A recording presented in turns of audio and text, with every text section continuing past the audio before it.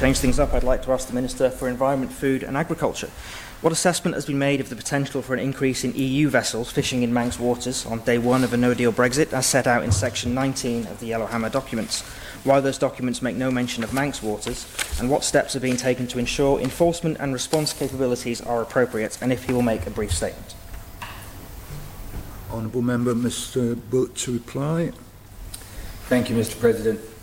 Access to the Isle of Man territorial sea for foreign vessels is currently granted in accordance with the London Fisheries Convention 1964 and is regulated under the Fishing Boats England Designation Order 2015 and the Sea Fisheries Bylaws 2004. Currently, only vessels from France, Belgium and the Republic of Ireland may fish within the territorial sea, and only for certain species and within specific areas.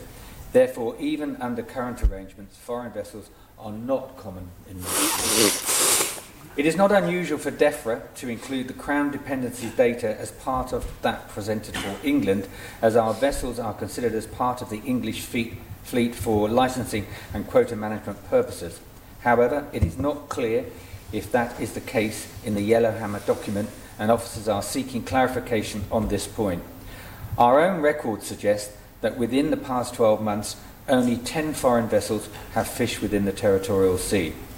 The Isle of Man territorial sea does not abut the waters of any country other than the UK.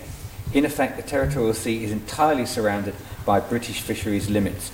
Therefore, in order to access Manx waters, foreign vessels would have to first transit through UK waters. The waters of the nearest European country, the Republic of Ireland, are separated from the territorial sea by approximately 26 kilometres of UK waters. The UK Fisheries Administrations, and in particular the Marine Management Organisation in England, have employed additional enforcement staff and have access to additional vessels to mitigate the risks highlighted in Section 19 of the Yellowhammer document. The risk of foreign vessels fishing illegally within the territorial sea post-EU exit is judged to be relatively low.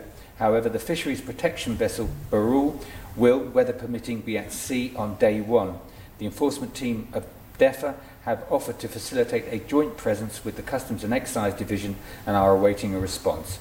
The proposed date for the UK to exit the EU coincides with the start of the King's Scallop season, which normally sees an increase in enforcement activity at sea.